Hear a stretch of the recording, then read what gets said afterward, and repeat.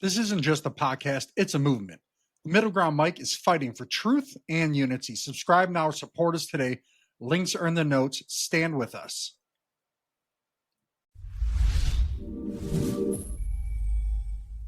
But I mean, more and more, this is just looking like Trump is trying to do any peace deal that helps Russia win. It's like, how did Putin get to here? And I honestly don't think he intended to make an invasion like this. If you follow through history, what he did in Georgia, very similar. He invaded Georgia. They gave it they didn't have enough fuel. They just went down, made it a bit sink. They still occupy 2 parts of Georgia to this day, but they changed the leadership and they're like, okay, we control it. Let's go out. They show a big force, scare everybody, do what they do, tell them, and then that's it. They had 100,000 troops build up around the border. Biden was like saying like, they're going to invade. And even Zelensky's like, stop saying that. You're scaring away. You're not going to invade. Say they're just doing drills. They invade and they didn't have enough gas to drive to Kiev. So clearly they weren't planning on fighting it. And it's true. A real invasion, you don't have 100,000 troops. You'd have like 1 million, right? What's up, everybody? Joe here with the Middle Ground Mike. No left, no right forward. Today, I'm talking with a great guy.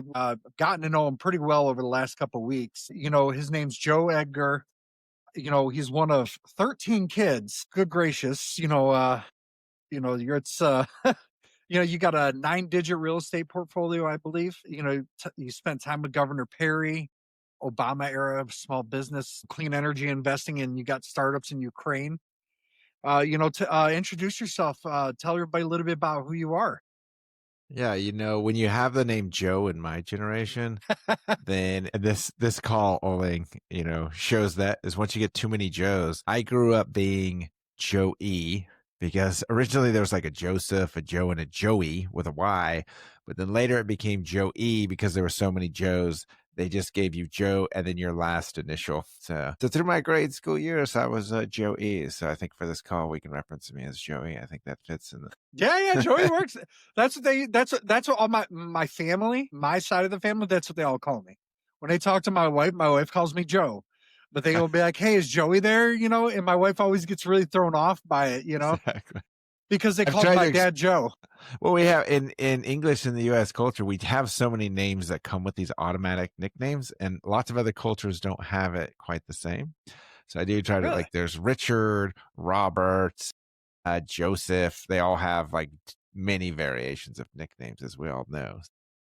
So yes, in other cultures, they're not quite the same. Their name is their name, but yeah, we can go by all kinds of flexibilities. But yeah, I mean, what you say is it true? I mean, I think a fun thing that I grew up on a reservation, so Klamath Indian, Southern Oregon.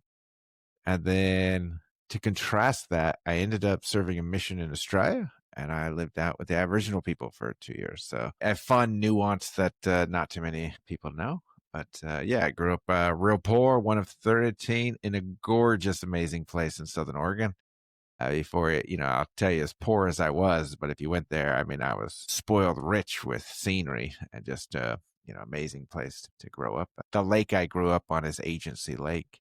And if you go there in the summer, it has so many worms. It's the largest lake in Oregon. But if you go there in the summer, it's so warm that it grows algae, like blue-green algae. And it's so thick, if you push your hand in it and pull it out, it'll be green. And we used to go down there and like swim, and it was just it was the closest lake, so we swam in it all the time.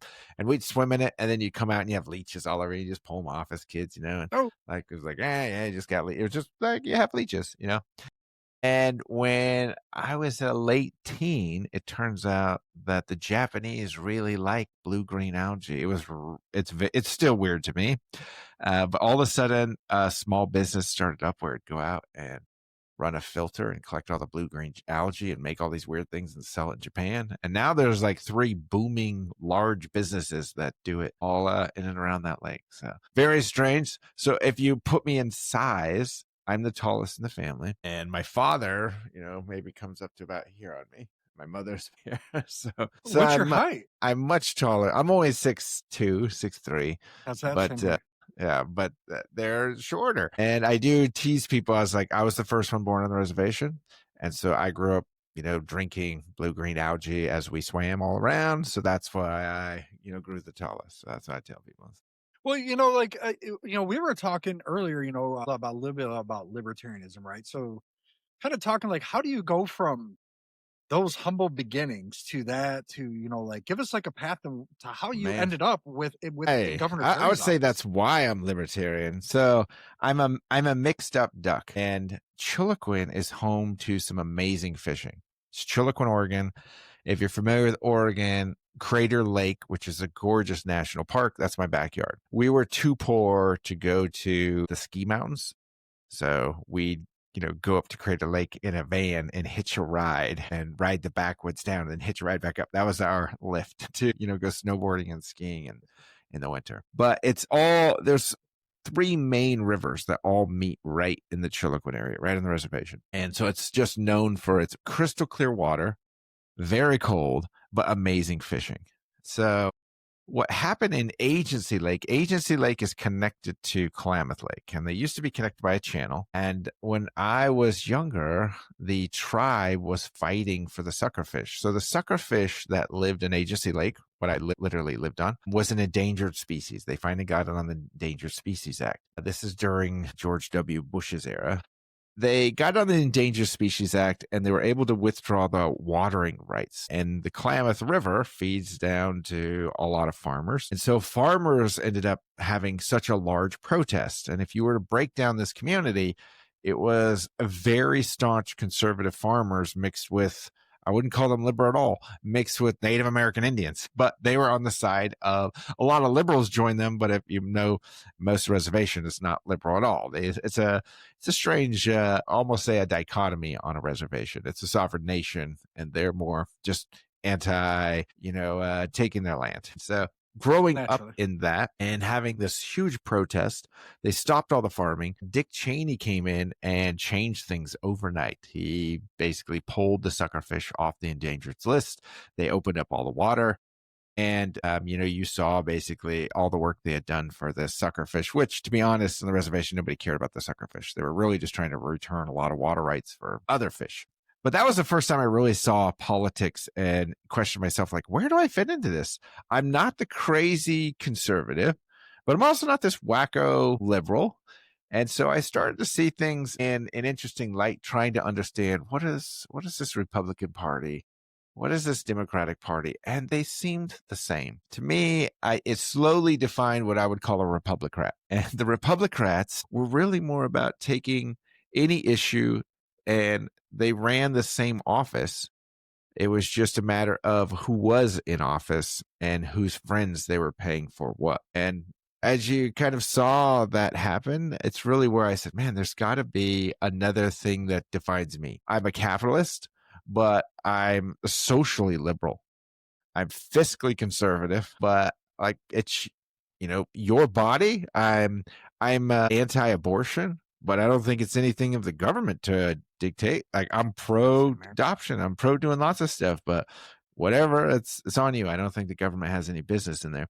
And there's lots of things that I just found myself resonating within a reservation that's hidden in sort of this conservative community, that I found myself in a juxtaposition between, like, I sort of fit here, but I also don't fit here. And as I remember being on an airplane reading an article, and my brother and I, when I was 17, we'd started a business in Brazil. He had lived down there for a little while. So I was flying to Brazil and I read this article, and it was about the Libertarian Party, and it was like mind blowing. I was just like, wait, that's me. That's me. Everything in it. I was like, yes, that's exactly it. I don't care about all this other stuff, but we spend like crazy.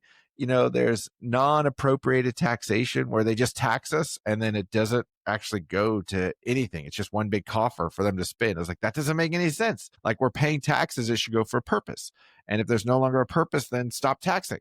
It's like, that just makes sense. It's like the whole point of taxes. So I'm not afraid of taxes. I'm not afraid of government. I'm not afraid of regulation, but it should be appropriate. You don't just create it for the sake of, hey, we tax it, now we need regulation to create jobs. That's not an answer. That's not an efficient government. So that landed me into that. My father was a contractor, but he ran for the Justice of the Peace on the reservation. So, we used to make election signs for him. We'd paint them as kids, and we'd help him go set them up. So in those days, you couldn't buy plastic signs. It was wood. You had to buy a piece of plywood, prime it all white and then paint on it. We literally were the backbone of his campaign. So I saw politics earlier, but it's a small reservation town. Population was 798 people. I think it still is to this day. So yeah, so it to see outside of that in regards to politics was more, this endangered suckerfish happening on our lake was more of a national thing that was happening, right? Excuse me. Woo. When you're looking at that, like, how did you end up with those things? Like, so you're looking at libertarianism, right? And that seems to be, we both have some principles there. How do you go from that to Governor Perry? You know what I mean? Because that's like, now I'm not saying a bad jump, right? Because there's some conservatives that I like too, that libertarians would scoff at, right? And I'm sure your hardcore libertarian friends were like, what are you doing? They probably gave you that look of like traitor, and it's like, well, sometimes it's just the way life works, guys. Yeah. The governor used to have a joke. Joe's our libertarian. He just touches the money. And that's what you want. A libertarian is known, like, keep him away from policy, but man, he does great in the money. And that's really what my role was, is the governor's office. It's slightly different now with Greg Abbott's office, but Governor Perry at the time managed, no one really knew this, but his office managed about $2 billion in funds. And they were broken up in a number of different programs. And I first got there, I did an undergrad in University of Oregon, focused on economics. And I wanted to come to Texas and study economics and a PhD. And I wanted to ultimately get into the Dallas Federal Reserve. It was like my ambition. I just loved monetary policy. I loved economics. And if you know anything about the Fed, most of the data comes out of Texas. So the Texas Federal Reserve. So while I was doing that and trying to work at that, you're always trying to fill little gaps. And there was an internship at the governor's office. So I took it. And at the time, LIBOR had shot up. If you remember this, like 2008, LIBOR had shot up. Later, we learned it was due to manipulation, but LIBOR had shot up to like 8.5%. And some of the funds were looking insolvent. So when I got there, there was, the governor and the governor appointed board were all in a panic, and what was called the Economic Development Bank. So most don't know this, but the governor's office actually has what it's legislatively a bank that's $2 billion for the most part. And by a bank, I mean, they don't hold any cash. It's literally program bonds that they can use, but it's still money to be deployed. And they were looking at this program saying it's insolvent. It's upside down. Should we shut it all down? Should we pay off these bonds? Like, what are we panicked? And the program I had started with was the Product Development Small Business Fund, which was started as $50 million put together at it. You probably don't, if you knew of it, you probably wouldn't remember it either. But Cimatech was a big consortium that was to put together tech. All of Texas came to do it. It was a big national effort in the United States. And it was put into San Antonio and Austin, kind of in between. And Cimatech was a massive thing to bring us chips and move us forward on a lot of technology. It was before the Biden era for chips. It was the biggest consortium to build chips and bring this country into the age of technology in the form of, advanced chips. So Cimatech, they put together a lot of incentives to do it. So one of these funds was made for them. Cimatech, after all their incentives went out, they left and went to New York. And so some of these funds were still sitting there. And this is where during LIBOR's gyration in 2008, it was left to say, okay, well, what should we do with these funds? We're upside down. So I built this model that says, wow, I mean, actually, you could take this program and use it for what it's for. I mean, it's economically designed to do this, to essentially help lots of tech startups all over Texas, and it could grow into be an evergreen fund. And as I like to say, and everyone says, I didn't make the policy. If I was in office to fight for the policy, I would have said no, because I'm a libertarian. But if they're going to make a program, then let a libertarian run it. And so we redesigned a lot of it to make it where we don't pay fees and do lots of stuff along those fashions. So it really benefits the state. But later I got pulled in and I ended up going full time to run all the funds. And so at the end, I was running all the funds except for one, which was the Emerging Technology Fund. And the Emerging Technology Fund was interesting. It was a little over 200 million that was put into Texas to focus on early stage startups. It was a very big effort. And unfortunately, the people running the fund in our office, I'd come from Oregon. I'd already built quite a real estate portfolio. I'd, made a fair little bit of money for being such a young person. And I was investing in startups. And so I was going to these angel network meetings and I would see him there and I'd be like, oh, that's weird. Why he's there? And he would be there with a particular company. And it looked dirty then. And later we found out, he was basically taking kickbacks to help walk them through the process. So it was a whole shamble. And they went through about 3 different directors that it did not run well. It's probably the worst run fund in the world, but it did lead to a lot of the reason why Austin is a tech hub today. I would say most of the money did not get efficiently invested, but it did get effectively used. Now, the reason that's important is as I built up the rest of the funds, the governor's office ended up making a lot of money that was able to be deployed for other uses. Well, you can be pro and against that, but that's what happens when you hire a libertarian to run a fund. It's going to be very efficient. And during 2010, so I was with the governor for about 4 years. And then in 2010, under the Obama administration, was the Jobs Act. And the Jobs Act, they created what was called the SSBCI, the State Small Business Credit Initiative. And under that, Texas was given another $50 million. And it was to be deployed in the form of a few programs to help grow jobs. And if you remember in those times, the governor was running for office. And so it would look bad to say, we're taking Obama's federal money. And so they're like, well, I'm not giving it back, but we can't take it. So I ended up taking those funds because they were literally undescribed funds that you could put to work. And I ended up trying to find an office. So I knocked on all the doors and I found Commissioner Staples in the Department of Agriculture was willing to take us. And we went and set up shop in the Department of Agriculture and we ran Texas's only fund of funds. And what that means is we invest in venture capitalists. So we created what the Emerging Technology Fund should have been effectively. And it's still today the best run fund. Unfortunately, it is not deemed evergreen because the commissioner ended up using the money that came back to help horse grants. But nonetheless, it was one of the best job creator programs that the state has really ever seen. And what we did is we invest in venture capitalists that had funds. We did not pay a management fee. That was one of the rules. And we're the only partner in there not to pay a management fee. We required first return of capital. And to put that together is not an easy model to do. But we really had to engineer things properly. And it ended up creating a really great program that produced a lot of jobs and a lot of the businesses here in Texas. Many don't even know that was a part of their investment thesis. So yeah, that put me both in Governor Perry's office and then later under the Small Business Administration into the Obama administration office. So you can see where my politics put me right square in the middle, which I call myself a nice libertarian centralist.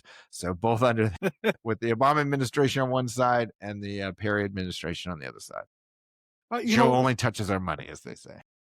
No, I mean, that's, like we were talking, you were just saying about how some of them, were paying people or getting paid to consult or walk them through it. For small business owners out there watching this, right?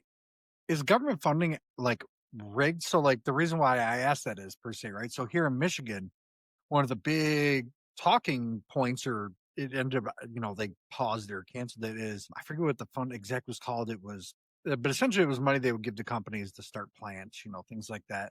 And where I drew an issue with it is if we're giving plant X $100 million, right? How can we ensure plant X is going to be there for more than 3 or 4 years and not run off with our money? Because if we're giving you $100 million and you close shop in 3 years, you didn't pay those people's salaries. We did.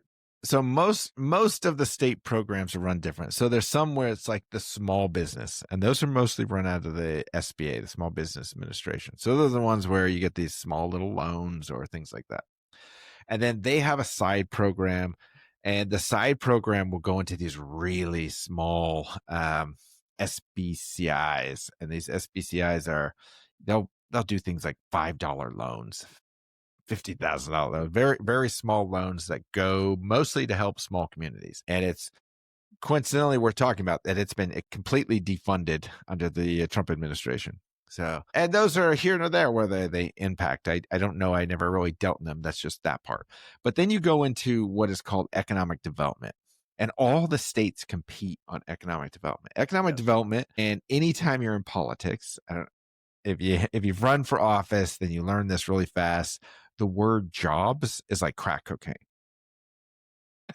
All politicians are high on jobs. Anytime they can say the word, they created jobs, there's jobs, they will say the word jobs as many times as they can say. And so when they're trying to do jobs, that is the heart of any office of economic development. And most governors love to say that they're promoting jobs.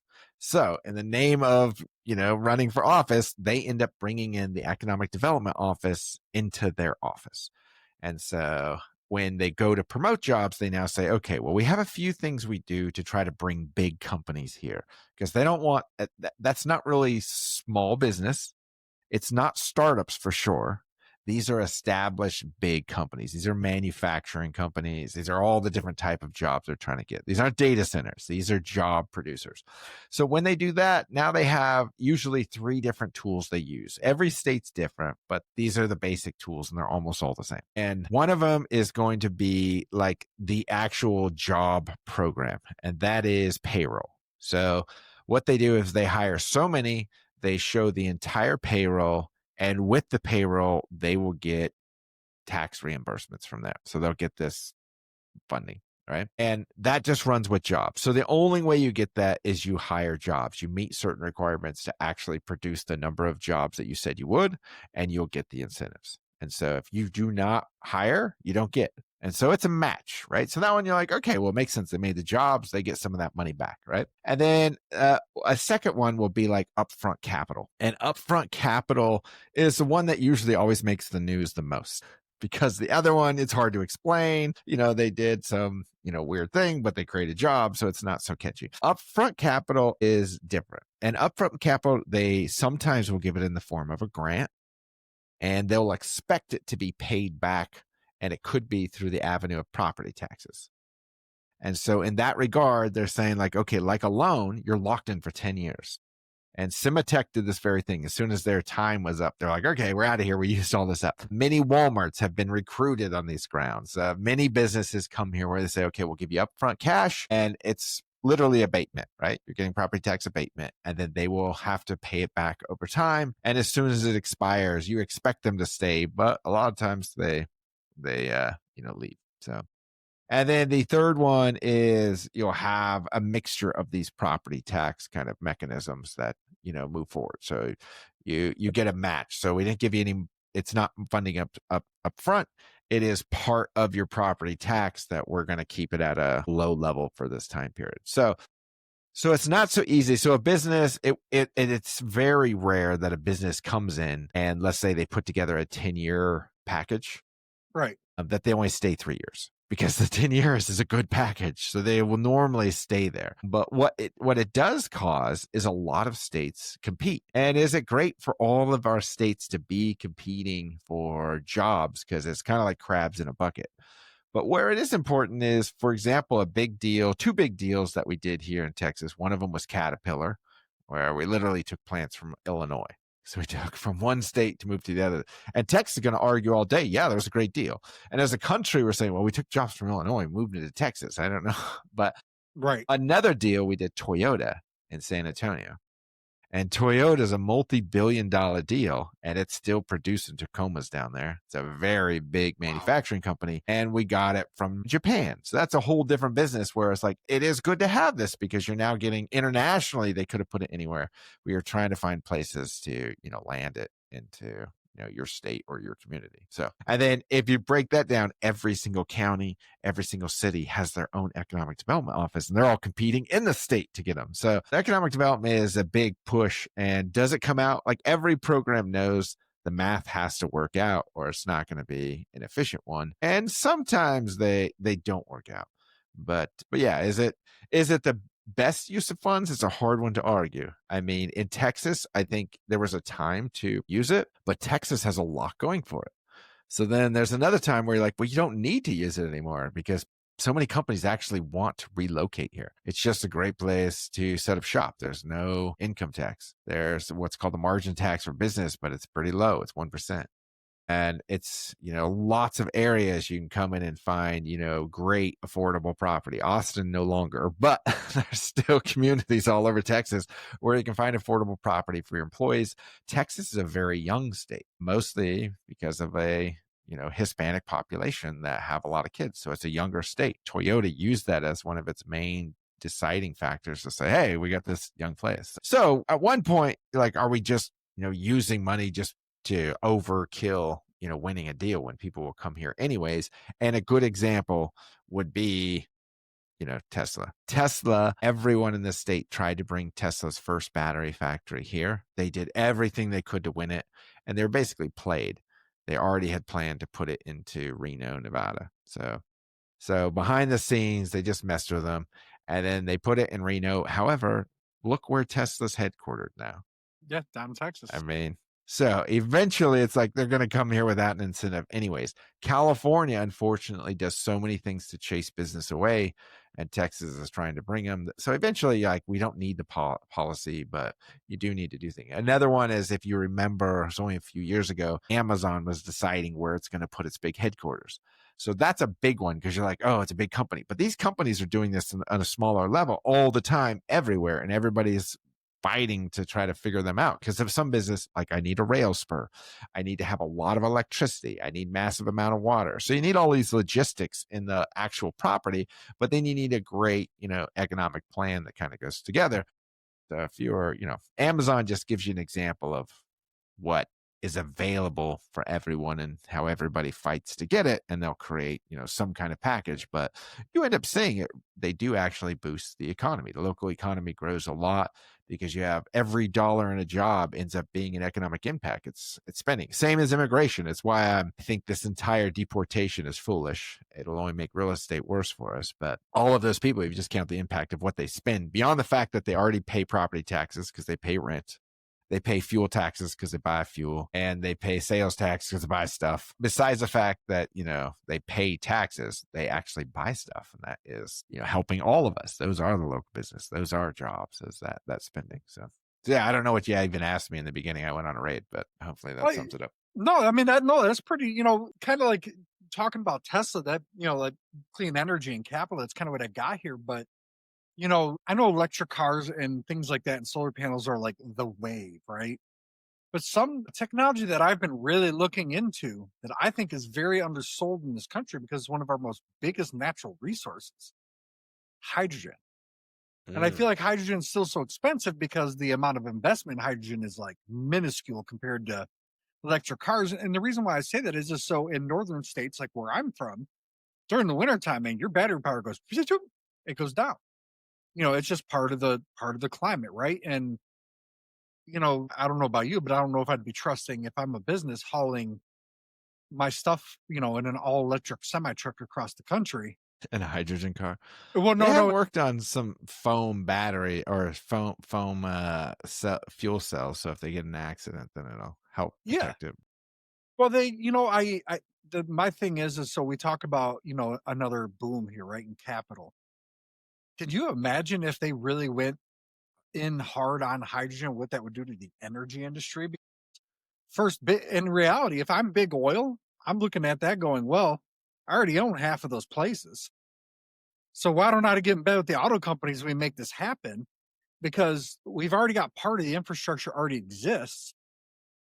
I guess, and the reason why I'm bringing this up is because you invest in clean capital, right? So I'm talking from an ignorant standpoint, I mean, I don't actively invest in clean energy currently, but I was part of a fund, Petrus Capital, and that's what we focused on as a venture fund. We focused on clean energies. Now, we did lots of stuff in Texas. Texas is a fun state to have really an energy conversation. So that's why I hate this. This is going to be the Texas theme show. But why Texas is interesting is it's kind of a microcosm for the whole country. It has a grid that starts and stops in the state. Many don't know, but Texas is the largest producer of alternative energy in the country, way more than California. Most don't think, they think like, oh, Texas is an oil state, but they don't know that 40% of our energy is produced through wind, We're now passing 10% is produced through solar, about 2%, which is nuclear, but most of it is now alternative. We still have a lot of coal that is produced, but no new coal plants. Natural gas makes up the bulk of really what is left in there. So Texas produces a lot of power, and a lot of it's alternative energy, which, when you say clean energy, it's become a toxic word. It's hard to define what clean energy. I'm from Oregon, and originally from Oregon, and Oregon has lots of hydropower, and we call it now alternative energy because it's hard to say if that's clean. you know, Georgia Pacific finally took out all of the 3 plants. It was really Warren Buffett that took out the 3 dams, and one of them was in my town, Chiloquin, so the salmon could finally make it back up the river. So in Oregon, we would say hydro, or at least on the reservation, we'd say hydropower is not clean. It's an alternative fuel, not a clean fuel. So that's why I use the word alternative. But Texas is a great microcosm for what this energy is doing, especially right now where you see this AI drive. So if you look at how much power these data centers are going to have, it's really compute power on these data centers and what they're having to produce. Like, they get very hot. So you have 2 things. You have the processors themselves that need electricity, and then you have to cool them down, and that also needs electricity. So you just have the tremendous amount of electricity that gets drawn on. And to make that efficiency is different than what we were doing necessarily with quote unquote clean energy. This is where you're seeing it's more than doubling every year, the demand for AI. And this is going to leave our country needing to produce. So you are seeing some places having to create their own centers. So Google's looking to this. Facebook is doing this now, where they're literally producing electricity on site. And some of them, they're using hydro. So they're literally drilling down to try to find access to either geothermal and run an entire power plant individually on site. And so some of them are doing mass solar and trying to literally produce the power on site because it's just harder to get the grid. Some of them are producing so much power that they're shooting it out. You have even some who are doing nuclear power, and they're trying to create these small container units. Yep, And they I've think seen they're those. only about 5 years off from being Well, able to have those. So we'll see. But yeah, those are an interesting piece. But what we did was really took, as far as clean energy, is we took a normal building, and the building itself can have lots of efficiencies, but it doesn't because of the way the owner structures work. And we created a thing in legislation called an assessment. So it makes it so the building can be the borrower and do all these improvements that it can get. It's less sexy to talk about, but that's where we really focus more on, the current usage, because you can get a building to produce or to consume half of its power demand just by adding inefficiencies. But due to the owners and the triple net lease for the renter or the groups who are leasing the building, they just won't do it. And so it depends on jeez. where you want to go, but that's a boring conversation, but it's needed. No, I mean, I guess I go on the tirade, if you want to call it that. I like to go on about hydrogen, right? Because here's my Mm, thing. First, it's the fuel supply. We have, I think, we're one of the biggest natural gas reserves in the world. I think we're top yeah, 3. right here in Texas. It's Right. all And then, geofracking. That's where Houston is now the largest exporter of that liquid natural gas, and it's shipping it to Europe. yeah, and you don't have to worry about generating the electricity. You don't have to, and I mean, I know it's still going to take a lot of rare earth minerals, right? But you can help offset that with the hydrogen.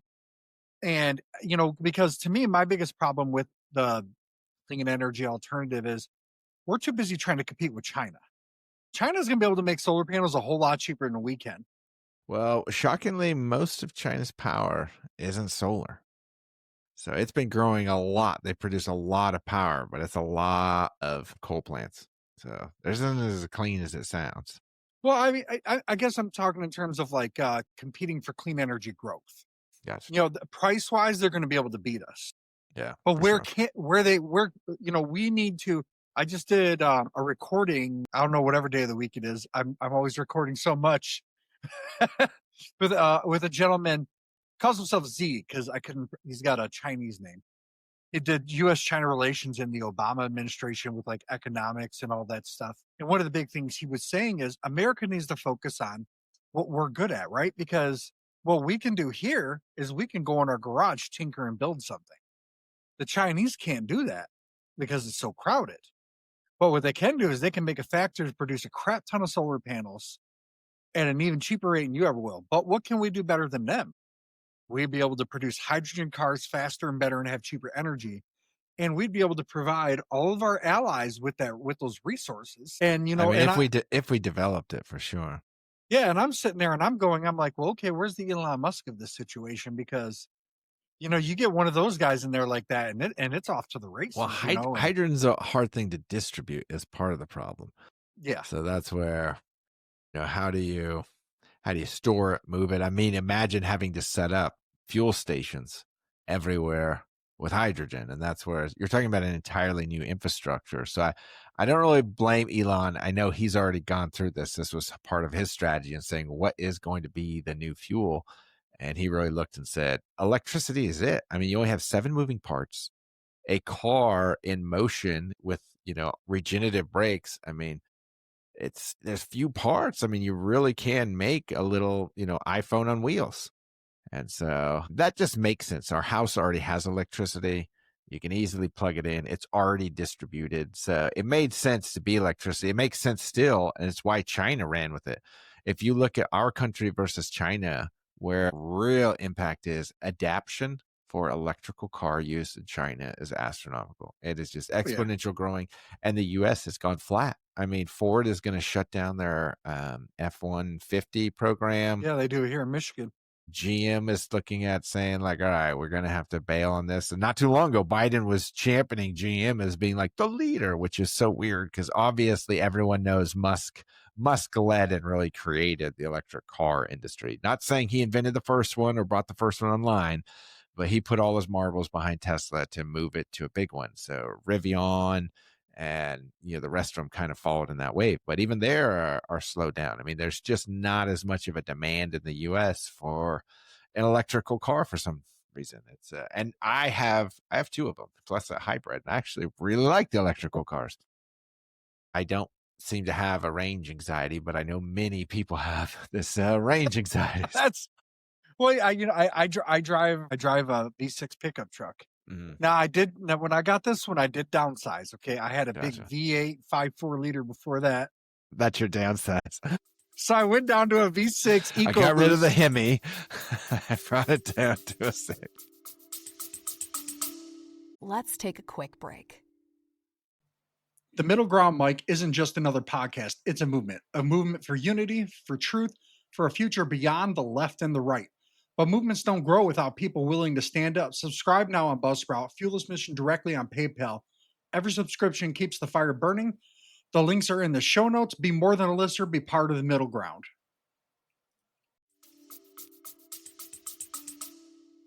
I downsized a little bit, but I think that's where. So I know Mercedes-Benz and I think Audi or Volkswagen are testing hydrogen-powered semis, things of that nature in Germany and in Australia. Because there are fueling stations. Ford is built. I think they already have 1 or 2 here, and they're building a couple more in Michigan. Well, they do a lot in Norway. Yeah, they have access to hydrogen coming out of the ground, so they tap into them. So for them to experiment, it makes sense because you have easy access to hydrogen. Yeah, I think for me, it's probably going to be. I forgot one analysis I read said that the hydrogen may end up being the new diesel, where electric is your consumer car. In diesel and hydrogen becomes your how do you move heavy freight because you can fuel it up and you don't got to worry about recharging. Right. And so I think that's kind of where Mercedes its efficiency is that when you fill it up, it gets so many miles that. Right. Yeah. That the problem with electric is just, again, the charging. How do you do that? Well, how do you do that on an industrial scale? It really puts it as to the point where the technology advancement isn't so much electric cars, it's battery. It's all about the battery. Like, can you make a battery that is small and holds a long charge and it's, sustainable life is not 7 years. So will it last a long time? Because if you did that, I mean, imagine your house could have a battery, your car can have a battery, and it would charge. Because when you build a power plant, you have to build it for peak demand. So whenever it's fully operating and when in Texas, it's when everybody has their air conditioner on. So it's the hottest time of the day. And when that happens, you need to build it for peak, but the rest of the time you don't use peak. So you have a power generator that could produce at peak all the time, but it there's no demand. So when you have batteries, you can say, okay, well, at 2 to 5 in the afternoon, nobody's charging their batteries. Everybody's running their air conditioner. But then from 5 to midnight, everybody's now offsetting all of their batteries, and it offsets the peak demand. You don't have to build any more electrical power plants because now you have batteries. And this has been proven to work because now in Texas, we have alternating prices on our electricity. So if you want to charge your car, it's best to do it at night, because if you do it during the day, it's usually expensive. But that's finally changed this last year because so many companies are building battery cells. So they use like old containers, and they use a whole bunch of old batteries, and they build these of old batteries. They're recycling them in the sense by reusing them, repurposing them, and they just charge off the grid during off times. And now we have used those batteries to fill the grid. So for the first time, you've seen the cheapest power be sometimes during 2 to 3 in the afternoon, because there's so many people wanting putting power on the grid. So it's like weird, because normally that'd be the most expensive. And you're like, it's the cheapest power. So very strange. But batteries, batteries where the technology hides. And that's where you'd say hydrogen, they know how to do it. It's like how to distribute it. Electricity, it's really batteries. And on clean energy, yes, there's lots of new tech coming in nuclear, and they're even trying to get the 3 Mile Island, back alive. You have Bill Gates and his pet project trying to bring one. But the real one is, of course, the ultimate, which is fusion. Yes. And fusion, they have now had it sustained for 22 minutes, but they still have a problem with how do you harness that much heat on this planet? How can you hold it? And it just keeps melting everything. So they create this plasma gas, and the plasma gas is so hard, but how do you contain it? And so they've tried liquid metal, and it goes out, and they've got all kinds of different things, but all the new technologies is how do you contain that much heat to create fusion? And so if they ultimately solve fusion, then we've solved all of our problems, because you can just have fusion everywhere. Electricity, just spew it out. You don't need a battery anymore. So each one of those are at the forefront, where if one of those hits, just a revolutionary win in innovation, I mean, it would change everything we know about our world right now. So if batteries have a huge win, to where now they can hold weeks worth of energy, and a battery cell, like oil just became worthless. So also, that battery wins. Or if hydrogen, if we can, move it to where it's distributed all over the place, that would be a big win. But fusion would be the big one. If we solve fusion, I mean, electricity becomes free. The world, I mean, it would change the world in every way. No, I mean, I totally get, I guess, I totally get that part, because that would be actually pretty good. But, you're lucky to be in Texas, where you guys don't go through that cold weather. Your battery goes crazy. It's our winter right now. It's like 80 today. And I was kind of like, I might put on a sweater. 80 degrees. I'm out there in shorts and flip-flops, man. Like, let's go to the lake today. I know. But, my wife had, at one point, she had a Ford Escape hybrid, and it would, like if you were going like under a certain mile an hour or whatever, it would just run on the battery. Yeah. I like the hybrid. Yeah. Yeah. So as soon as it hit winter, that thing barely ran on the battery, barely. And that's where I guess for me, that's where I'm kind of like battery degradation. Yeah. I'm kind of like, okay, because they change. Even in Texas, when it's really hot, you lose efficiency on the battery, and when it's really cold, you lose efficiency. I didn't know that happened when it was hot, though. Yep, hot as well. So that's why solar panels, the hotter your solar panels, the less electricity they produce. Kind of like, well, that's lame. So that's why if you have solar panels mixed with like a hot water heater, where it's running water, it becomes your hot water heater. You're actually making it more efficient, cooling it off. But yeah, heat and cold are not great for electricity.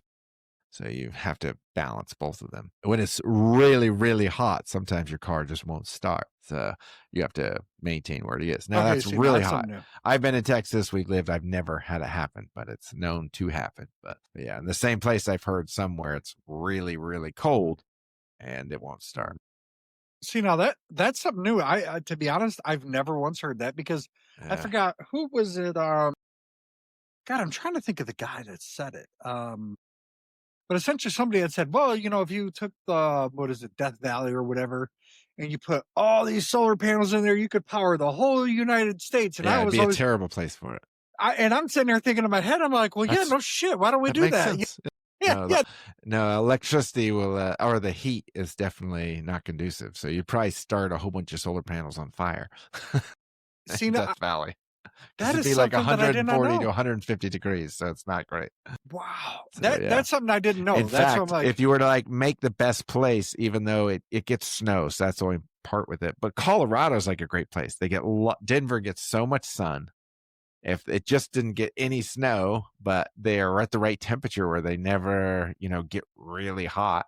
So you're like, maybe in the summer it's 80, but Denver would produce great power because, you just stay at a nice moderate temperature during the summer, and your winters, you have a lot of sunny days. So oddly enough, Denver gets a lot. They're comparable to Austin for sunny days.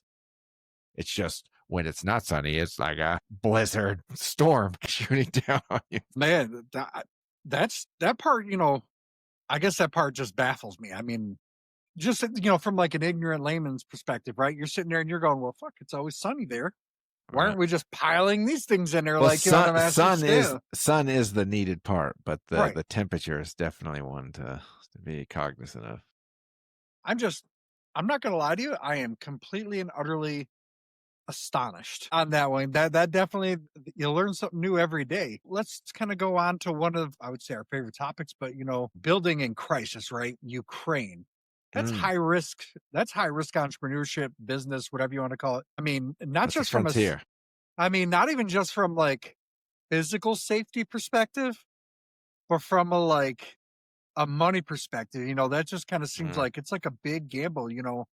It's not on most investors' shortlist. How did that relationship start for you? So it's a great question because it's like I go to Ukraine often. I was just there 2 weeks ago. How did that happen? So I was with the Obama administration, and I was, you can only give so much time to the state before I'm just like, I'm an entrepreneur by heart, and I have to get out of this. Like, I've done as much as I can. I created this other fund, J4T Ventures, which was deploying capital, was working great. But I was like, I've really given all I can to the state. And so to me, it was just an itch where I had two things I wanted to start. One of them was Texas Pace Authority, which is the clean energy side. So it's a nonprofit, runs here in Austin. We had to get legislation passed. So I wanted to start that. And the second one was TenantCloud. TenantCloud was a property management software. I had a whole lot of rentals at the time, and all my rentals, I noticed there's lots of software for multifamily, but there was nothing for the DIY landlord who's managing something. And as I looked into it, I found out that's 70% of the rent market. So hundreds of billions of dollars in rent are done just by paper check, mostly is how people manage it. So I was like, man, there's just such a market. So I wanted to start these two companies. I knew very well what I did. So I left, and that was mid 2014. And I started looking around. I was like, I was in venture. So I was caveing out to work with Petros for a while I did this. And so I was seeing lots of deals. I did my MBA in Cornell, and then I went on to be a Kauffman Fellow. So I was in venture capital as deep as you could get. I saw all the deals you could imagine.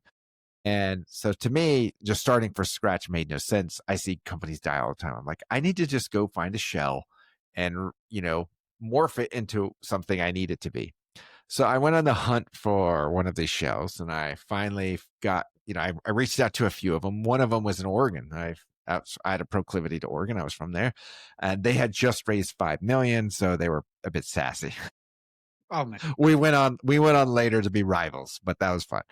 So I ended up in Chicago, and I'm at this restaurant, and I'm sitting across from two guys who at the time, I really didn't know that much about Ukraine. So I would describe them as what I thought were Russians. So these tattooed guys sitting across, their arms folded, saying nothing. Later, they're really nice fellows, and I got to know them really well. But at the first time, I was just like, this is weird. Why aren't you talking? What's going on? So I'm trying to have a conversation, tell them about like, I think, here's my idea. Here's where I want to take your company. It's basically dead. And I want to reinvent it into something new. They were just like, so it turns out they're Ukrainian. They came over. I think they had been there maybe 5 years at that time. And, they were both young entrepreneurs trying to build stuff, but just struggling in, an area. Chicago has the Ukrainian village. So there's lots of Ukrainians and lots of Russians. I think there's estimated like 1 million Russians and about 300,000 Ukrainians in Chicago alone. News to me. I didn't know that until I went there.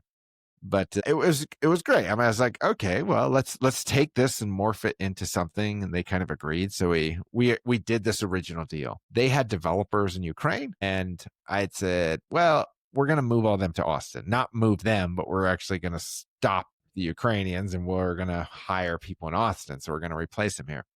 So we did. We had some very senior people start up and doing stuff. And it was just mind-boggling how our junior Ukrainian developers were doing laps around our senior Americans. And I'm just like, what is going on? Like, these guys, I mean, they're producing stuff like crazy, and you all are talking about mental health days.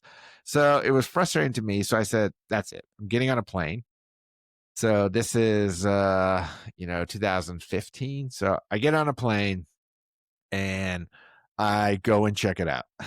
So my first experience in Ukraine, we're just playing. Ukraine is known as the breadbasket of Europe because it has what's called black soil.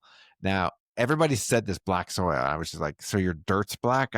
Yeah, a lot of people have black dirt, but it's actually a type of soil. It is black soil, Chorny Zimli, and it is the most fertile soil in all of the world, not to mention Europe. It literally is the breadbasket. You put anything in the soil and you don't have to do anything and it will grow. It's amazing. So they grow. Everybody's got a garden. Everybody grows something. They can lots of things. They're very resilient people. But it was a wake-up call to learn a lot about the Soviet Union.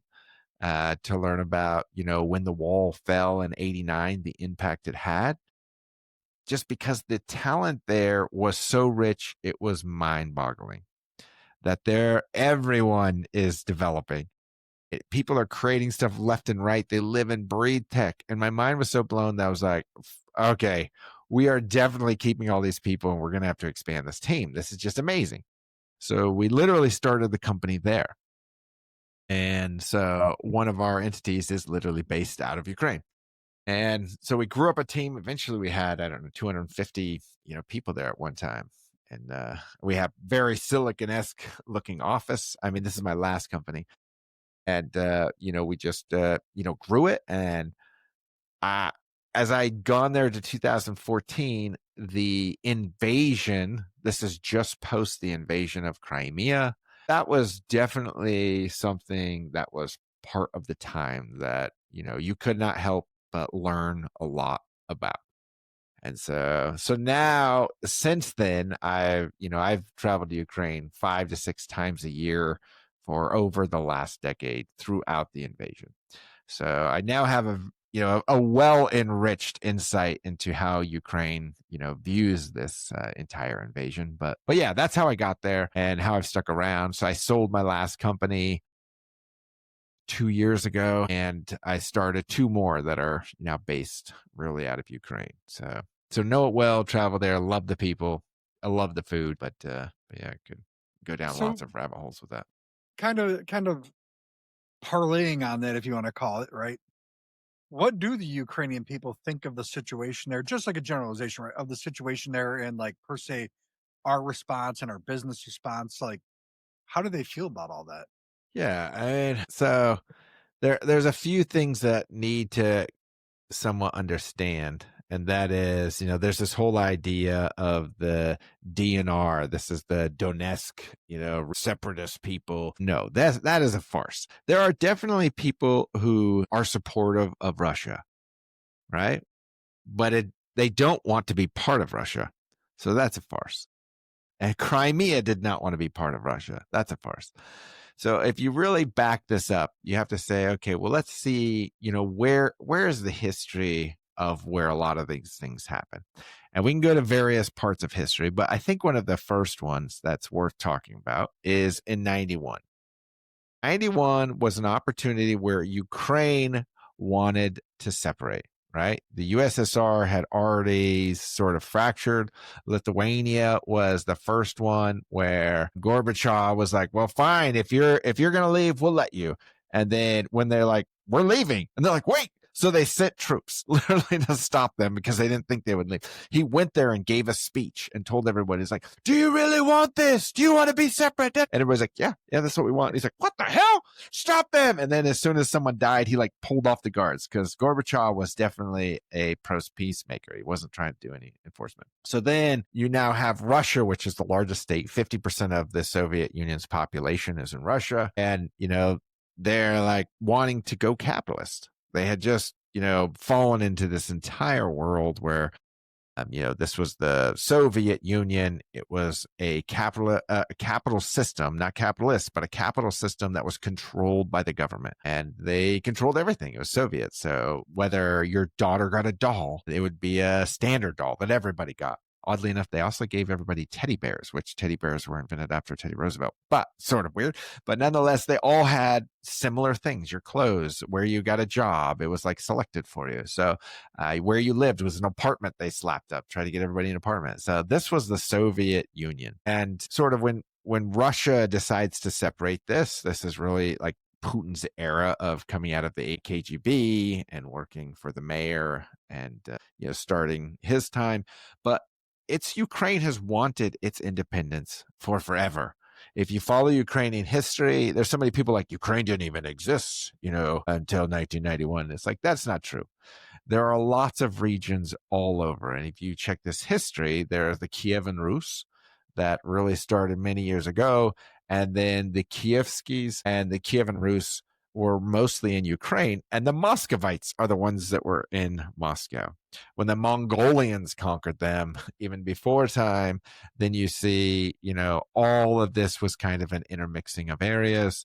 But the Muscovites became what are now modern day Russians.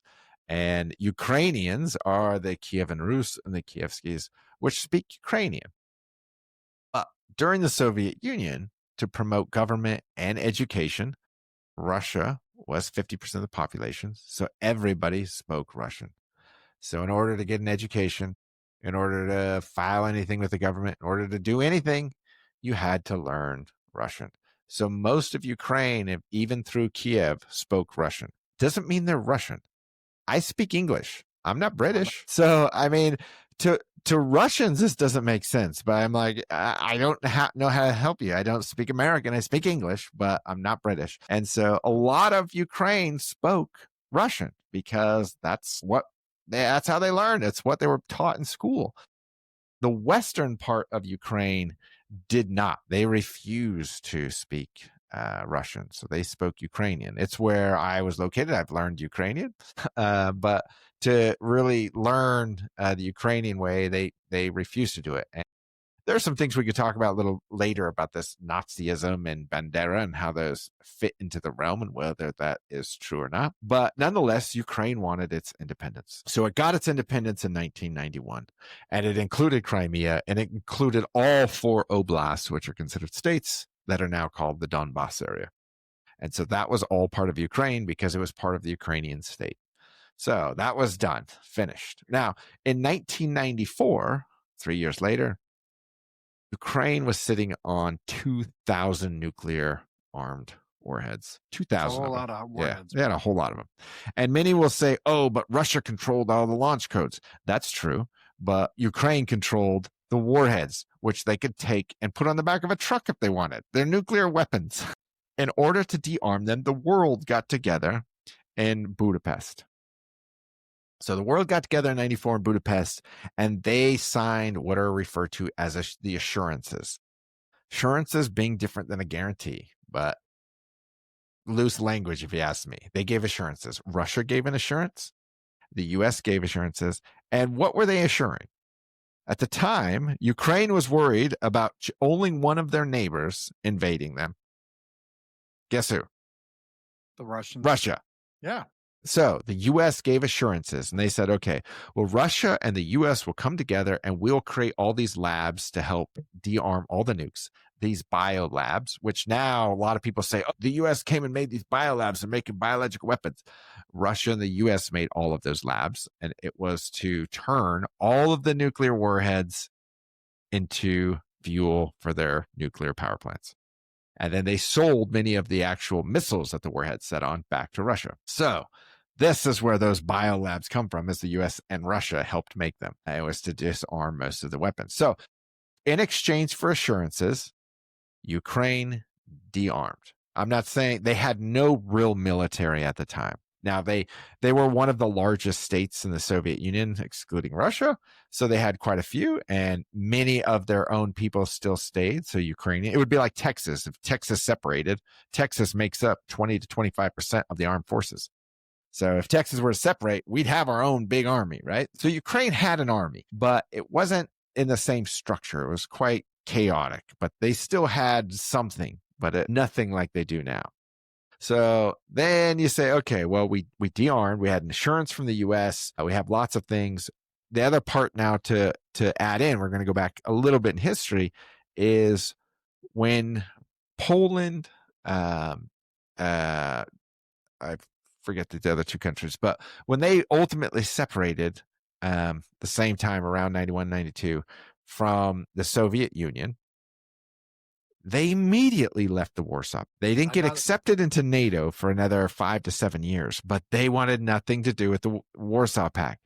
And why did they run to NATO? Everyone's like, wow, NATO's, promoting and encroaching them. NATO never promoted or tried to bring anyone in. It was always by demand. All of these countries wanted to be part of NATO for one reason. They were afraid of one neighbor invading them.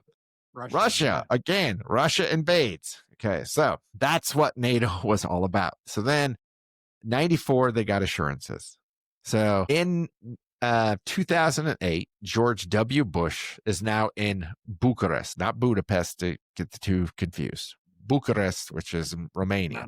And in Bucharest, George Bush was talking about we need to get, Ukraine into NATO. I mean, they need some protection, right? And they were definitely, I'll even say provoking. They were definitely trying to expand Ukraine into NATO, no question. Merkel came out at that time and said it would be too provoking to Russia to add into Ukraine. And at the same time, Germany being kind of the stable part of Europe economically and even somewhat militarily outside of France being, this world's second largest arms dealer, they wanted a buffer.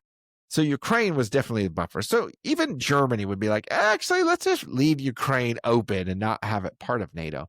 So Merkel's like, it would be provoking. So Bush is like, fine, we're not going to do it. So they didn't even accept an application. They said, all right, NATO is not part of this at all. We won't even look at your application, Ukraine. Sorry. That's 2008.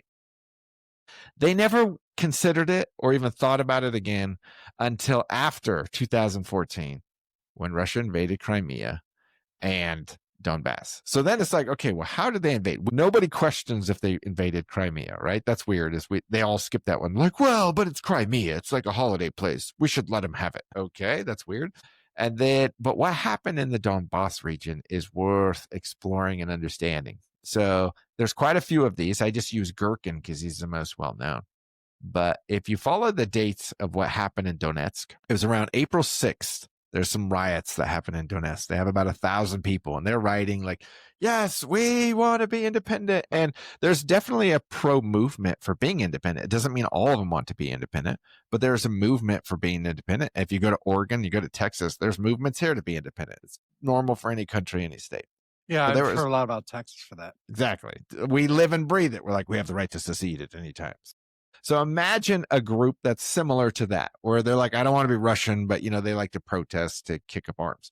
And the reason, I'll explain why they were protesting in here in a sec, but first let's walk through what Gherkin did. On April 11th, this gentleman by the name of Gherkin, who is his real name, he's a Russian, he worked for the FSB, which is the same thing as like the American CIA or the Russian KGB, the new version, FSB. Worked for the FSB, and he comes in under a false name, a pseudonym, trying to pretend to be a Ukrainian. He overtakes a government building, self-proclaims himself the independent Donetsk military armed force general, self-proclaims. This is all within this 1 week of these protests. Joins with 52 other, they say, gentlemen, and somehow already has weapons. And within a short amount of time, he ends up with tanks, lots of Russian weapons. But why that's important is he did that on the 11th. By the 13th is when Kiev sent tanks and troops to the Donbass region in Donetsk to stop the uprising. And that is a very interesting part that's important to understand, because that's a clear definition of an invasion. Whereas Russia will say, we didn't provoke anything. It's like they definitely provoked. Yeah. Russia claims that Kiev came down and was killing all their citizens because they spoke Russian. And that's why Russia needed to invade to protect these Russian speakers. So to understand that is important, because Ukrainians all know very well what happened. Now, why were these protests happening? This is an important piece. Europe wanted to advance trade with Ukraine. They didn't want to allow Ukraine to be part of the EU. Ukraine wants to be more EU leaning. They want in the EU really bad. But Russia, of course, doesn't want them to. They want them to be inside the influence. Russia created an organization called the EAEU, not to be confused with the EU. So, no, I get it. Yeah. You can also, I refer to it the CIS. It's also kind of that cooperative. The CIS is a collection of Soviet countries, and it's like a trade pact. They trade with each other. They share policies. They correlate together a lot, right? So even though Ukraine was there at the beginning of the signing of that, they did not ratify. So they never fully joined the group, but they did trade because they're next to all these countries. Well, Donbass area does more trade with Russia than anyone because they're right next to them, right? So all of the businesses that are in the Donbass definitely wanted to continue trade with Russia. Ukraine was trying to do a deal with the EU, and in order to get enough money to offset all the loss of business that the Donbass area would be receiving, they were going to get a $12 billion loan from the World Trade Bank to offer assistance to this entire group, right? So they would have less of a hardship opening up trade to those outside of Russia. And that friction was hard, because they're like, man, you're taking away our business. So most of the protests that were happening in the Donbass were actually about the fact that the trade was going to go away from what was happening with their ability to trade directly with Russia. Had nothing to do with they wanting to be part of Russia or be invaded. This was just maintained. They wanted to be part of Ukraine, but they wanted, they wanted the trade deal to do a little more. So at the time, the president of Ukraine was Yanukovych. And Yanukovych was doing what the country wanted, what he ran on. And this is 2013. He was, running on the platform of being pro-Europe. And they were about to sign this European agreement, this European accord that would approve this alliance. And coincidentally, he meets with Putin, and secretly meets with Putin. We don't know about it until later, but he and Putin meet up at a conference, and they meet secretly in an airport. Another thing about Yanukovych that's very interesting is north of Kiev, Yanukovych somehow, who's always been a bureaucrat, somehow ends up owning a piece of property that has an 18-hole golf course, an entire lake, an amusement park, a house that is something like 20,000 square feet. Jeez. And now it's a tourist attraction that's owned by the country of Ukraine as a historical site. But he ends up with this $300 million property. And he's doing renovations. $300 million? Yeah, very expensive. That's a lot piece of cash. Property. Yeah, especially for a guy who's making equivalent to like $25,000 a year. So later you find out most of this money is rerouted from Russia. So when you have Yanukovych, who is, and that wasn't exposed at the time, his dwelling that he owned, but he decides last minute, and we don't know till later that he actually met with Putin himself in person.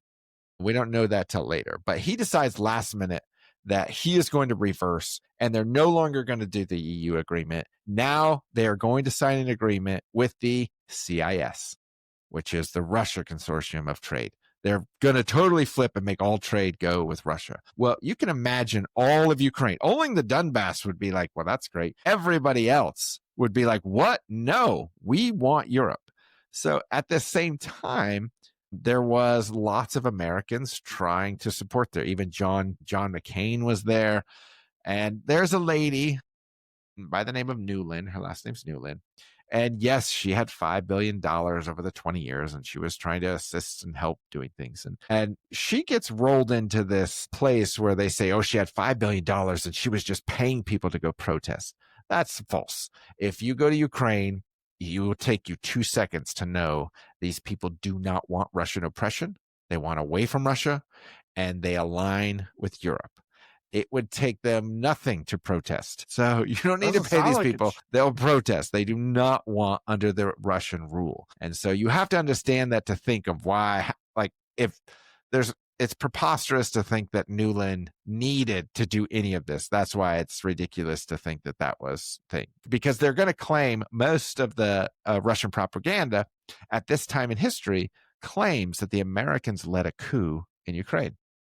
So the reason they say there's a coup now is because there's all these protests, which are called the Maidan protests. And the Maidan is like this big square. If you go to Kiev, and it's this gorgeous square, and by square, I mean, it's kind of like a park. There's a big road that goes through it, but there's this mall and has this big glass in there. It's just a gorgeous area, overlook the old town. And there's this hotel on the top here. It's called the Ukraine Hotel, and don't stay there. It's like the trashiest hotel. It looks amazing on the outside, but it's terrible on the inside. You like fall through the floors. Nonetheless, it's this gorgeous square, and these protests started happening because of this new deal to go with the CIS. The protests start just escalating. The more that there are people that are there and the longer they're staying, the more people are coming from farther away to join these. And it's just the whole country is saying, we don't want this Russian deal. And it's more and more Yanukovych is being exposed as a Russian puppet. So then in the mix of all of this, Yanukovych twice does order troops to go after citizens and quell it with force. They kill a couple of them. They kill a couple of citizens. Now, that isn't to be mixed up with a sniper. The sniper on the building is a separate incident.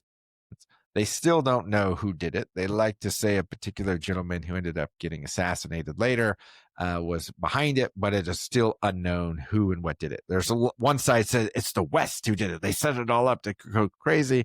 Then there's those who say Russia did it. It's weird, but I don't know if you recall, but in 2014, there was a sniper on top of this hotel, Ukraine hotel, literally just shooting protesters. I remember seeing the protesters getting shot because I was watching a video about how they're allowed to use live bullets now for protests. Well, for illegal immigrants. And that's a new way to deport you back to heaven. Right. Well, if they tell you to leave and you don't leave, right, you now have legal authorization there. If the military does. I didn't know that. I got to be careful. I've been detained by the border police in Poland. Really? Wow. Like they didn't shoot me. Well, they trying to think how they put it, because they were essentially trying to like mimic it to like it's a different way of thinking in Europe, right? Like here, Europe doesn't want the average person to have a gun, per se, in a lot of European countries. But they're more than willing to shoot a protester, an illegal immigrant, whereas over here, we're the opposite. We don't generally want to shoot immigrants, we want to kick them out. And shooting a protester here is, not something that is looked very positive upon. We can go back to Chicago for an example. Exactly what happened with the Democratic convention in Chicago. I mean, that's a similar, uprising of what happens. Yeah, I mean, it's just, it's a difference in, because, I'm sure you've got, but now, man, I researched tons of random things. Yeah, I mean, how in God's name would I have came up with the Campbell soup thing before it blew up, Right. But when you're looking at all that, right? So, like with Ukraine's backstory, like is the future of Ukraine bright? Because I heard that the package that President Trump put forward was not a very beneficial one. Yeah, I mean it goes in so many circles, and we all see this. I mean, how many times has Trump been accused of being Putin's puppet? And over and over and over, it looks like they really do have something on him. He constantly is going through these bouts of where he talks, he's like, well, Russia, you better do it or else. And then nothing happens.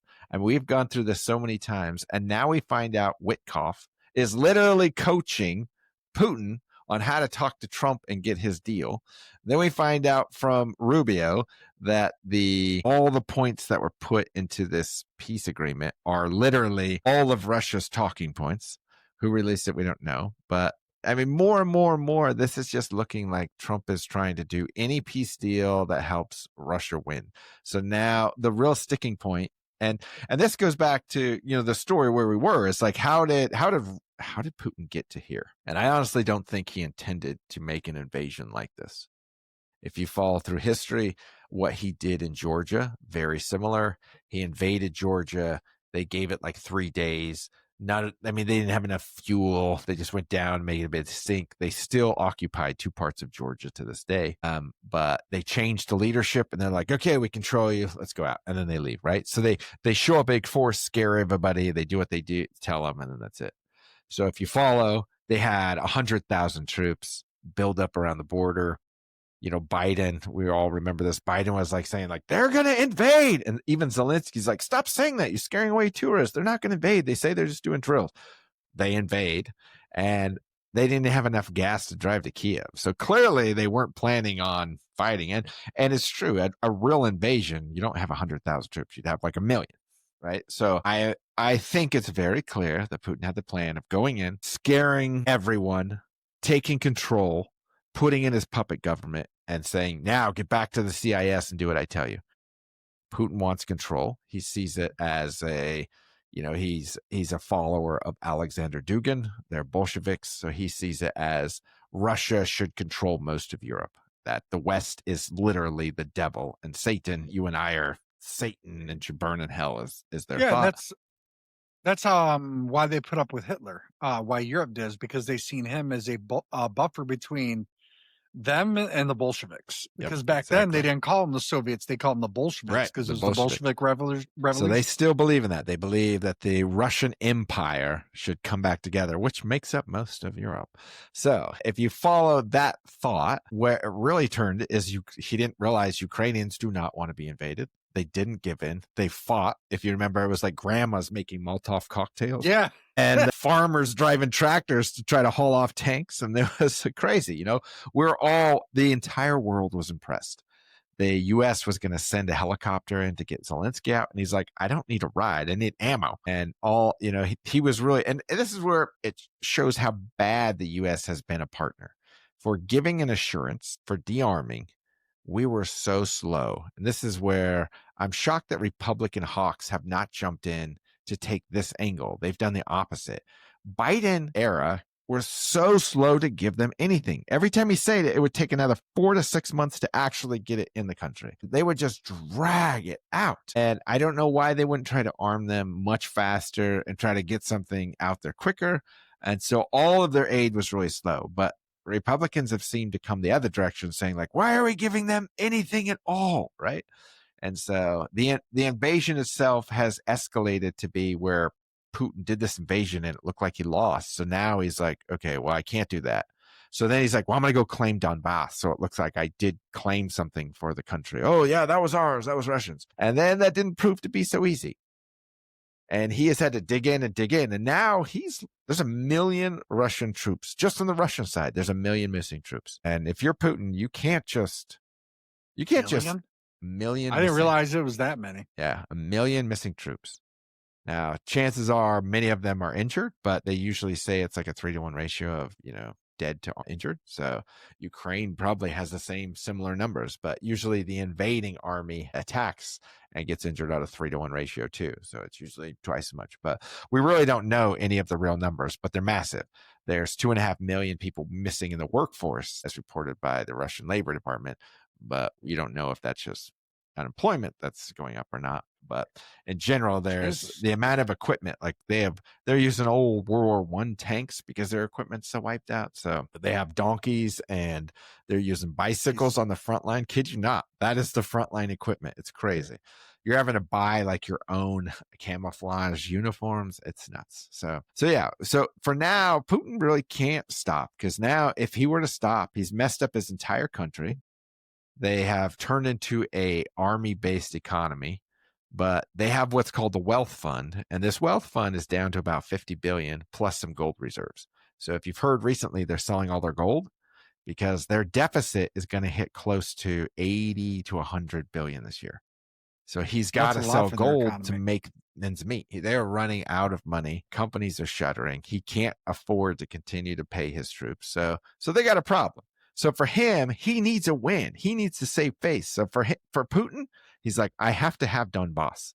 I need to have all of Donbass so I can look at all these people and say, that's why we did this. Great Russia controls Mother Russia. So Ukrainians know this oh too well. They're sitting on the other side. But, for them, these are amazing people. I'm not saying there's not corruption. There's definitely corruption. They are a fledgling democracy, but they are an independent people. They have their own language. They have their own culture.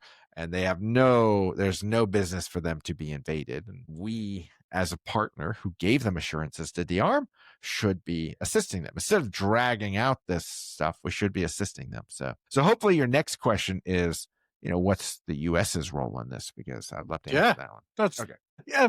So here's really the heart of it is you say, okay, where does Russia fit in the world? And at the beginning of this, I told you a little bit where I honestly think October 7th is Putin's birthday for the Palestinians in Gaza to attack Israel on October 7th. I honestly believe Putin was behind funding most of that because it created a distraction for the world. He thought he could use it to slow down. It gave a reason the U.S. had to send less ammo to Ukraine and would give him the upper hand and take over. So just Russians love dates. They do lots of things on dates. So that's something to keep in mind. But Russia has been part of so much chaos in the world. I mean, as soon as Russia had to deal with its own thing, what happened to Syria? It fell, right? They're losing where they are. The Wagner group is now losing position all over Africa. So most of the chaos that happens in this world is now coming down a little bit. Or you could say the world is leveling off a little bit now that Russia's not intermingling with so many things. So the U.S. is, kind of managing this global power. And so you say, okay, well, how to put Russia in check? What did it cost us? So for $63 billion in war credits, which is what we've given to Ukraine, which turns out by Berkeley study is only $18 billion worth of equipment. So that's all we've given them. And people say $300 billion. There's no $300 billion. We gave them $35 billion in economic aid. That's actual money, though. We gave them to boost their economy. Then we gave them $63 billion in war credits. And war credits, it's not cash. You just get ammo and guns for it. But it means we give them a whole bunch of old stuff and we invoice it as a big ticket item. But we buy new stuff. So we're already going to get rid of this stuff. So for our war credits, so we've given them less than $100 billion. Europe has also now passed what we have given them. So Europe has also given them lots of money.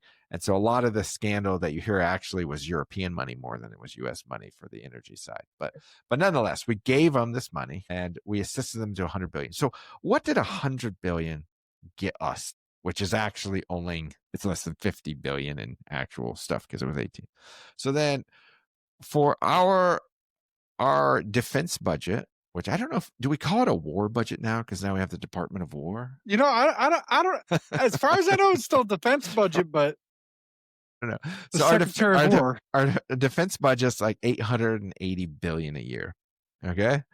And we gave Ukraine approximately 50 billion. And that's over now, pushing 4 years. So it's really not that much when you think of the grand scheme of it. Less than 1% of our defense budget, like way less than 1% of even an annual budget, we have gotten what? Russia, literally 75% of Russian equipment has been wiped out. Their entire army is wiped out. They wiped themselves out. How many American troops have we lost? Not a single one. We now have, and this is Texas, Houston is one of the largest suppliers. So we have tripled the amount of oil we sell to Europe now because Russia doesn't supply it, and that will continue. So the U.S. has made a fortune off of our resupplying all of our ammo and our weapons and all of our oil that we now sell all over Europe. And so if you add all this up, you're like, wait a minute, this is like... This is one of the best, most efficient,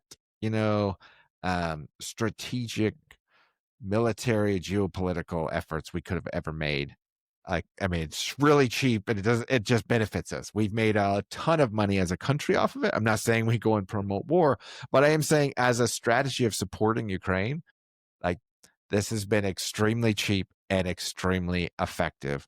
We should probably help them do more. Now, then you have to take into this also the same side as just ultimate strategy. Trump is the art of the deal. I don't know if you've ever read the book, The Art of the Deal. It's actually not. No, It's I not a haven't, but great I've never book. read it. It's not a great book.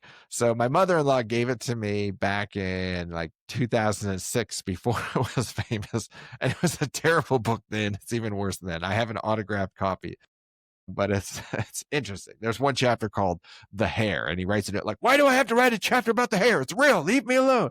That's basically the whole chapter. But nonetheless, this is a guy who wrote the book, The Art of the Deal. He went into office already disclosing what he'd give up. That makes no sense. If you were actually going to go and have real negotiations with Putin, wouldn't you want to do the opposite? Wouldn't you want to say, we are going to arm Ukraine with anything and everything they need? We're going to supply them to the endless world. They have an open access to all of our arms. We're going to give them so much cash. Then you sit down and negotiate, because if you don't do that, you only get a benefit by saying you do that. Because now Russia is like, great, we're bleeding, we're broke, and they say they have an endless supply in Ukraine. We better negotiate. Instead, Trump says, like, we're cutting you off. We're giving you nothing. We're not going to take any of your done. We're done with you. You just take whatever you're given. That is arguing and negotiating on behalf of Russia from day one. And if you follow everything Trump has done, all of his negotiation tactics have all been in the benefit of getting Ukraine to take whatever deal Russia brings them. And now we have actual evidence where Witkoff is literally helping to coax them into doing it. And we have, Rubio, who has literally said, well, actually, all the points that you see on there, those are literally Russia's wish list that we're trying to shove down the throat of Zelensky. And what has Zelensky done in every single meeting?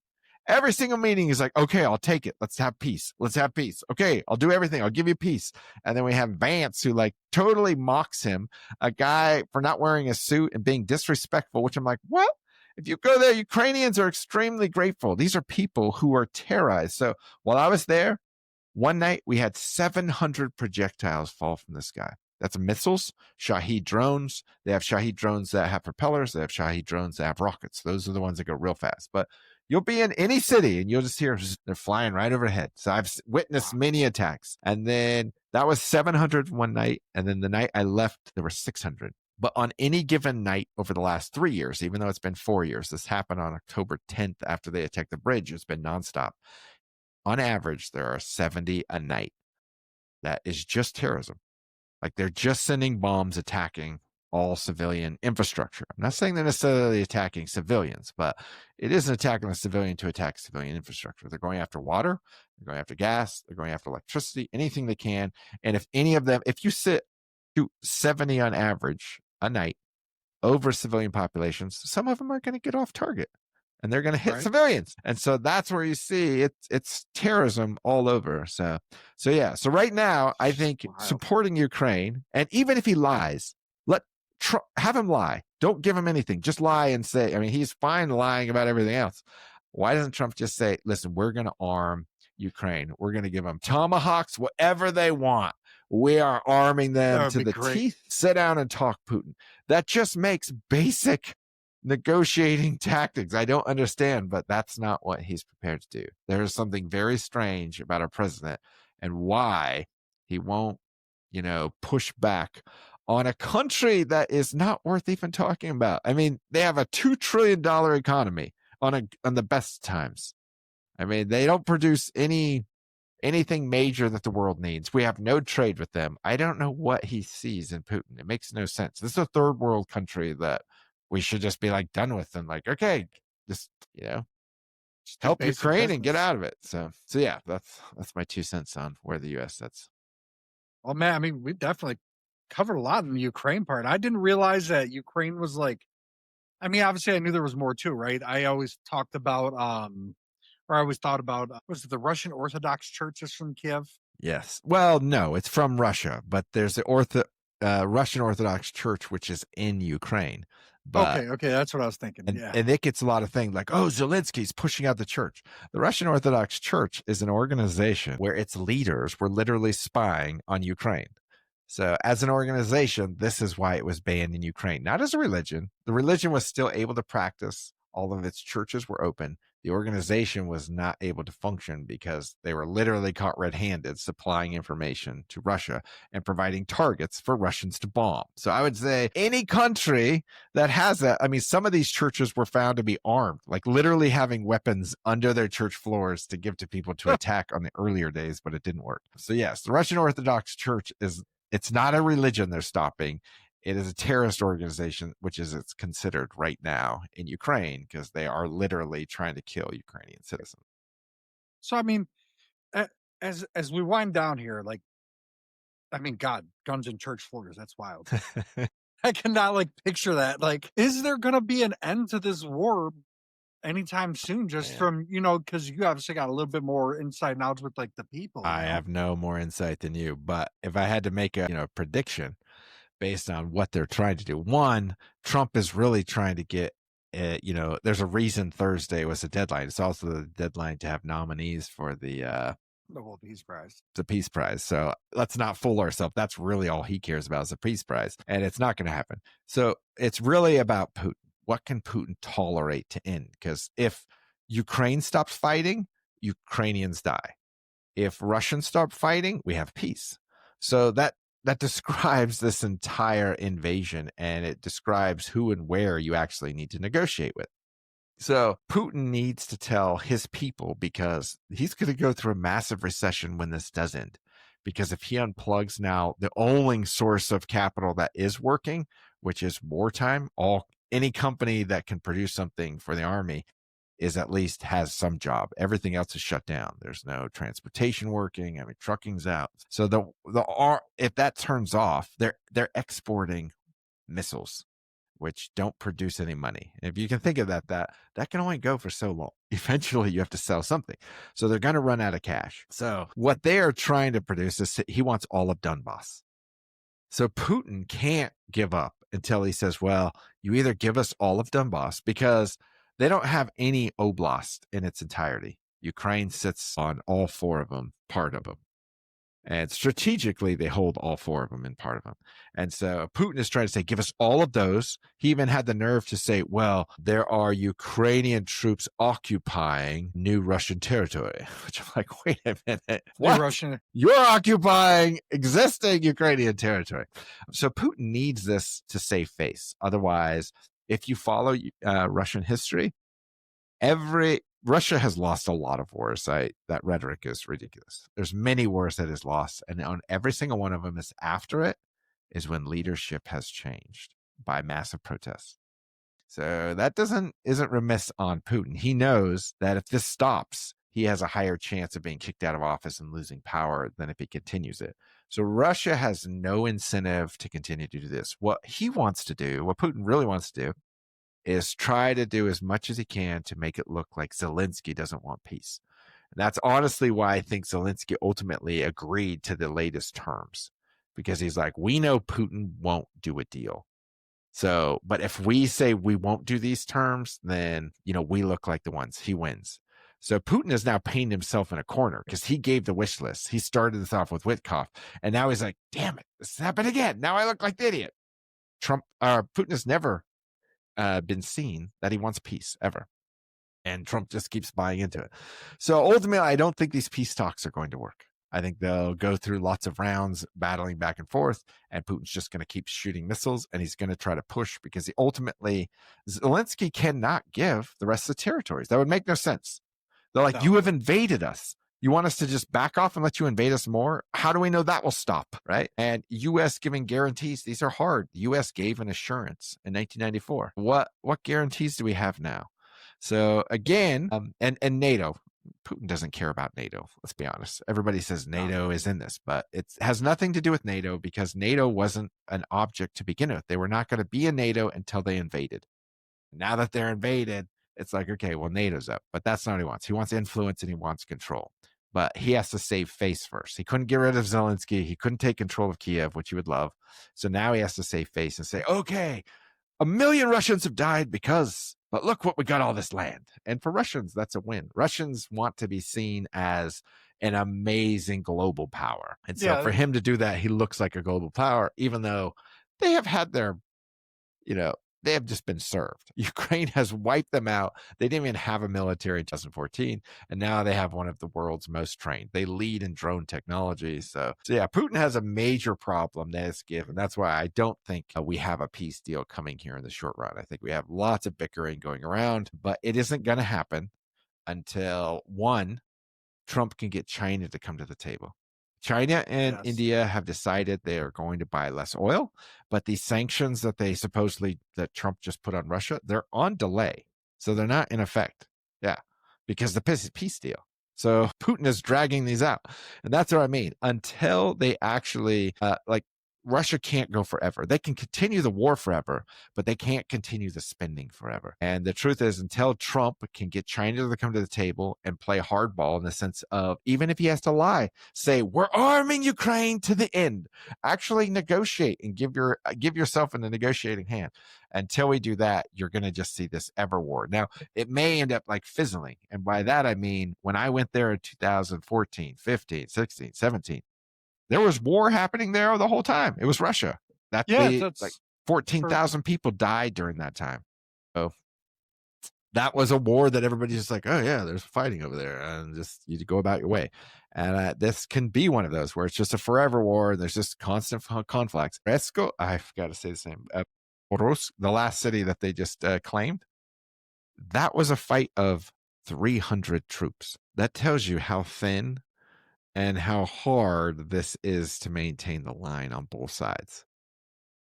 300 troops fought for a month. And I mean, it's been a year. Their original plan was 1.5 years to take this city on Russia's side.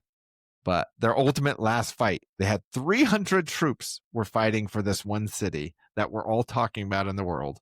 It's only 300 Russian troops. And about 120 Ukrainian troops are trying to stop them. So it's weird when you think about that's the line. We're talking about a group of 400 people fighting. Right. You think it's like thousands and thousands, but the line is so thin. It's so hard to keep them champ. They're literally riding horses and bikes, armed to the tooth with like nothing. And most ammo that they have doesn't go anywhere. Like it's just wasted ammo they shoot around. This really has turned into a drone warfare, to where if you can be seen by a drone, not a good thing. Like on both sides. They now have drones that are tied to 5-mile length of fiber optic wire. So they wire them so they can't get intercepted. And then some of the greatest technology that I think comes out of Ukraine that's worth talking about. Ukraine has invented this drone. And by drone, it doesn't fly. It's on wheels. It's self-operating. And it looks almost like a casket on metal wheels. It's very interesting.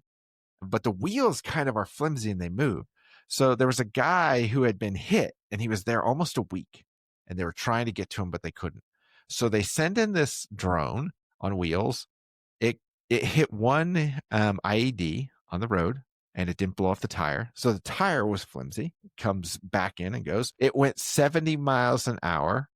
Crazy. And got this guy. It opens up. He gets in it. It closes like a coffin, metal surrounding. It gets hit by 2 flying drones and brought him back to safety. That's crazy technology that isn't really talked about, but it's amazing. And Ukraine I've never even heard of that. Exactly. That's what I mean. Ukraine is on the forefront of building all of this drone technology that they are now the most trained and equipped military in the world for doing anything. The U.S., here's another part of why the U.S. has benefited from this. When we started this war, the U.S. had spent about $2 billion in pre-research, but really it's about $10 billion in total research to ultimately get up to what they called the Switchblade drone. And the Switchblade, you probably don't remember it now, but in the beginning it was talked about, but they stopped talking about it really quick. And the Switchblade was like a little tiny rocket launcher, about this big, and you go, and you shoot it out, and it was this drone that would shoot out, and then like scissors open, it would have 2 sets of wings, right? And it was supposed to be this amazing new tack. It was a drone that would go kamikaze and launch into things. Well, it had one, very obvious problem. It couldn't go through trees. it was made for the desert, which is where we've been in Afghanistan for so long. Like, oh, it works, right? So it didn't work in Ukraine at all. Total flop. So now the US has been benefiting from all of this R&D technology and drone technology in Ukraine. So we spent $10 billion alone on this wasted one drone program that is a total flop, worthless. They were $5,000 a drone. And now we have this system where we're like, we can pop these things out for like $20 a piece. So again, the US has benefited from just R&D and new technology on the forefront of so many things without one American troop lost. So that's where, unfortunately, I don't think we have a peace plan, even though, I mean, Putin has said, oh, I think we can work with this. And Zelensky said, we'll do this. But Putin's in it to say, okay, well, I have to push troops as much as I can to get to those borders. But he's broke. But he can't capitulate. It would be bad for him. So Putin's got to do this. And Zelensky's like trying to say, let's wrap it up. And then, of course, it's terrible timing. But Ukraine's in the middle of a massive corruption scandal that, equates to at least $100 million in kickbacks from, uncompeted energy contracts that were distributed that go all the way up. And I mean, we talked about this before, but there's no way Zelensky didn't know about it. I'm a huge Zelensky supporter in the sense that, here's a guy who said he's going to fight. He has been, giving it all. Yeah. But there is some clear corruption. And I worked in Ukraine. I also worked in Brazil. I compare it to Brazil. When I did stuff in Brazil, we built this whole neighborhood of new construction homes. And there they use bricks, logos, and we were going to do it in Madeira wood, like an American construction. And when we went down there, we had to get the city approval, and then we had to get like the building department. And they said, oh, well, you need this other group's approval. And everybody just kept saying we need their approval. So we're like, okay. So we go there, and they have like an office, and there's this whole thing. And they were a gang. It was a gang. That's what we didn't know. I mean, they didn't look like a gang. They didn't have like bandanas. They had an office, but they were the side corruption that everybody paid. And they had a few rules. One, we could not pay anybody over a certain price for excavation. We didn't bring in any equipment. They'd have 100 guys there to dig out the entire house with shovels. It was like, what? And so there were just like rules, and we had to pay them. And so corruption isn't always easy to spot in some ways, but it usually comes out of poverty. And so Brazil was where you couldn't pay anyone more than like $1 a day or something. I don't remember when it was. It was, when was it, man? It was late 90s. And so this same thing. You see a lot of corruption in very poor places. In Ukraine, the average wage is $600 a month. In Russia, the average wage is about $590 a month. Both of these are very poor. Yep. Just an impoverished place. Do you know that 50% of Russians don't have a car? 20% of Russians don't have a toilet in their house. Yeah. Russia is a third world country. Moscow's gorgeous. Moscow's beautiful. It's all up to date. Once you leave, it's all like, I mean, it's a beautiful place in the sense that, they all have gardens, but they have gardens because they can't afford any other way to buy any food. So when Tucker Carlson did that whole thing where he went, oh, this is beautiful, and he went to Subways, like, don't they have gorgeous Subways? It's like, yeah, because Stalin killed 20 million people and enslaved them to build it. I was like, it's amazing what you can build with slaves. And then he compared like all the food you can buy. I was like, yeah, because if you look at parity, like they don't get paid anything. Of course you can, because your dollar's worth a lot more because you live in a rich country. So yes, all of Ukraine, and the one thing they have in Ukraine that I love is the food. It is just amazing in the sense that there's not a lot of exports, imports happening, and it's been that way for a long time. So anything you eat is really, sourced within 20 miles, whether it's the meat or the vegetables. And so you just get food that is unlike here, where I would venture to say that most restaurants are really just taking Costco food and putting it in different ways. I would say I can say that is very accurate, more than most people in this country would think. Right. Even half your chain restaurants all do that. Exactly. So it's not exactly the healthiest thing, but there, I mean, it's the healthiest food. I mean, you will find a difference in your own health eating there. And you're eating out all the time, but you're like, everything I ate, like I cannot find junk food here. It's like every meal is really healthy and really good.